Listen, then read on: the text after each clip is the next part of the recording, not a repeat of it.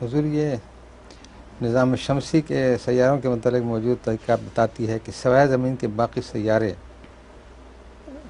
Locked یا غالباً کچھ لاکڈ ہیں، جبکہ زمین اپنے محور کے گرد گھومتی ہے، جس سے رات دن اور وقت کا حساب ہوتا ہے۔ کیا ہے؟ مجھے سمجھ نہیں آپ کی بات کی۔ زمین اپنے محور کے گرد گھومتی ہے، سورج کے گرد گھومتی ہے۔ دوسرے جو سیارے ہیں چاند وغیرہ، اس کے متعلق یہ ہے کہ یہ لاکڈ ہیں، یہ اپنے محور کے گرد نہیں گھومتی، اس لیے چاند کا ایک خاص سرفیس ہمیں نظر آتا ہے۔ یہ نئی تحقیق ہے، فیوزی نے بتایا ہے۔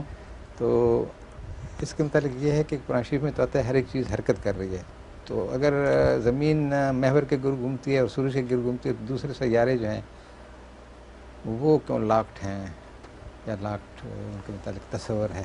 قرآن کریم نے ایک بات جو پیش کی ہے، اول تو اس تحقیق کو میں دوبارہ دیکھنا چاہتا ہوں خود کیا مراد ہے۔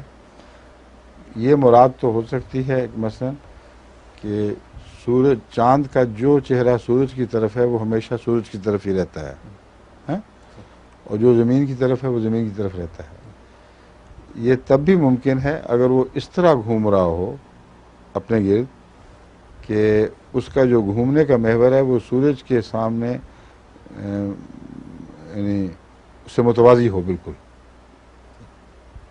مثلا ایک چیز یہاں ہے، اگر یہ یوں گھوم رہی ہو یوں تو یہ سورج ہو تو اس کا پلہ حصہ جو ہے وہ ہمیشہ اندھیرے میں رہے گا، ادھر رہے گا۔ اس لیے لاکڈ ہونے کا کیا مطلب ہے یہ میں خود دیکھنا چاہتا ہوں۔ سمجھ گئے؟ کیا لاکڈ سے مراد ہے کہ وہ اسٹیشنری حالت میں ہیں اور ان میں کوئی بھی حرکت اپنے محور کے گرد نہیں ہے، یا یہ مراد ہے کہ وہ لاکڈ اس طرح ہوئے ہیں کہ ان کا ایک چہرہ سورج کے سامنے ہی رہے گا؟ تو یہ دو الگ الگ باتیں ہو جاتی ہیں، اس لیے قطعی یہ نتیجہ نہیں نکالا جا سکتا کہ وہ گھوم نہیں رہے۔ جہاں تک میرا علم ہے ہر ستارے میں کوئی نہ کوئی حرکت ضرور موجود ہے، مگر قرآن کریم پر اس لیے اس کا اثر نہیں پڑتا، خواہ وہ لاک ہی ان کو کہیں، کہ قرآن کریم نے کہا ہے کہ ہر چیز متحرک ہے ایک بیضوی صورت میں، اور وہ حرکت ان کو پھر بھی نصیب ہے۔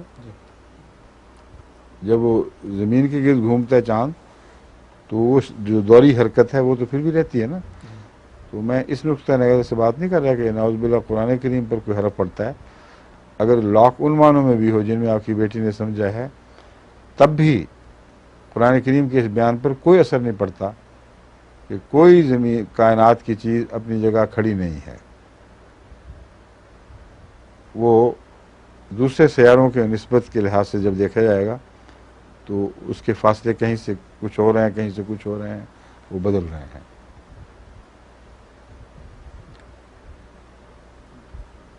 سمجھ گئے؟ ہر جو گیلیکسی وہ بھی گھوم رہی ہے، یا ان کی حرکت اتنی آہستہ ہے کہ وہ مثلا نہیں آہستہ ہو تو پتہ لگ جائے سائنسدانوں کو، تو کوئی ایسی مشکل کام بات ہی نہیں ہے۔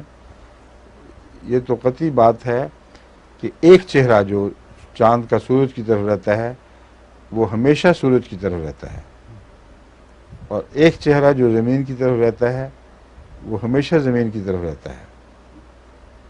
سمجھ گئے؟ لیکن زمین کے زاویے سے وہ دکھائی دیتا ہے مختلف وقتوں میں، اس لیے زمین کبھی اس چہرے کو دیکھتی ہے جو سورج سے پرلی طرف ہے، کبھی اس چہرے کو دیکھتی ہے جو سورج کی طرف ہے، اس سے روشن ہے۔ یہ مطلب بنے گا پھر اس کا، ورنہ تو لاک ہو ہی نہیں سکتا۔ یہ تو لازم بات ہے کہ چاند زمین کے جب اس طرف ہو جو سورج سے مقابل کی طرف ہے تو چاند کا وہ چہرہ زمین دیکھے گی جو ہر وقت چاند کے سامنے، سورج کے سامنے ہے۔ وہ گھوم رہا ہے، اس نے اپنا چہرہ برابر رکھا ہوا، تو یہ چہرہ اگر یوں رہے گا ہر وقت اور سورج یہاں ہو مثلا اور یہ زمین بن گئی تو اس طرف جب ہے تو وہ سورج کی پوری روشنی اس پر پڑ رہی ہے، زمین اس کو دیکھ رہی ہے۔ کبھی جو مڑے گا تو تھوڑا ہوتا جائے گا وہ چہرہ، یہاں تک کہ اس کا سیاہ چہرہ آ جائے گا ایک دفعہ۔ سورج کے لحاظ سے اس کا منہ ادھر ہی رہے گا، مگر چونکہ زمین ادھر آ چکی ہے اس لیے وہ اس کا کالا چہرہ دیکھے گی، یعنی چاند نظر نہیں آئے گا۔ پھر جب گھومے گا تو پھر اس طرح ایک کاش دکھائی دے گی، پھر آہستہ آہستہ بڑھے گا، آہستہ آہستہ فرق ہوگا. یہ بات تو عام معروف معلوم بات ہے. مجھے اس میں سمجھ نہیں ہے کہ اس میں نئی تحقیق کی بحث کیا ہے. لاک ہونا چہرے کا یہ تو معروف ہے. بہت سے ایسے سیارے اور ان کے گرد گھومنے والے ہیں جو اپنے چہرے کو ایک حصے پر لاک رکھ دیتے ہیں.